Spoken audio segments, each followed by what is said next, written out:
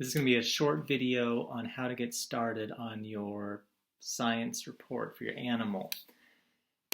Notice how I broke it down with the outline and I tell you exactly what to write for each paragraph. That's what you want to do. Each paragraph has slightly different information. Just like when we wrote stories, each paragraph lets the reader know, I'm talking about something a little bit different now. That's why you're going to see a new paragraph. If I just had one long paragraph, people would be like, there's no way I'm going to read that. That looks crazy. No.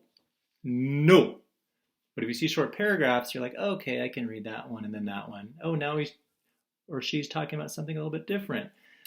So the first paragraph with a science report, just give them a little bit of information about what you're going to write about. So for instance, with this one, I say, just introduce your animal. What it is, what is it? What kind of animal is it? How big is it? How long does it live? So you'll notice with mine, I just said, the giant squid is a huge cephalopod. You might say, the cow is a larger mammal, but mine's about a squid. The giant squid is a huge cephalopod. They have been found to grow up to 40 feet long, but scientists think they might even grow up to 70 feet long. They only live to be about 5 years old. That's all I said. It's only 3 sentences. It just gives your reader a little bit of an idea of what you're talking about and where you're going. Sometimes people will even add a little bit more and they'll say something like this. In this paper, you will also learn about where they can be found, the adaptations, their interaction with people, and interesting facts. If you want to add that sentence, that's a good way to go too. And then you kind of give your reader an idea of, oh, this is where they're going. I just started this one off shortly. I just want to have I did mine with just a little short, just nugget of this is what we're talking about. To the point.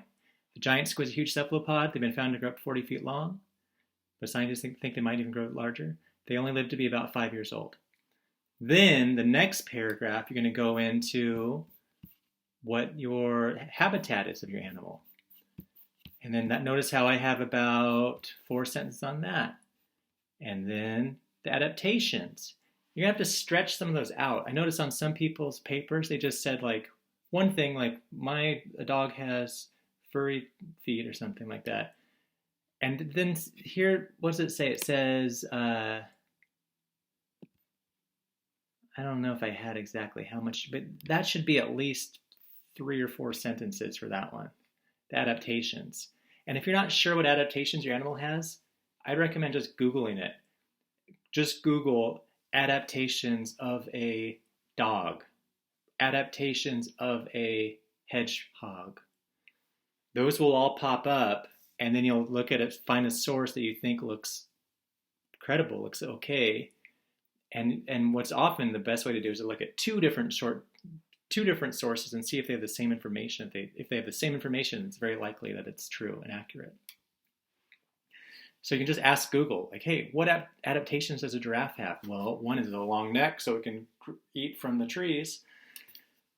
But make sure you have several sentences with that.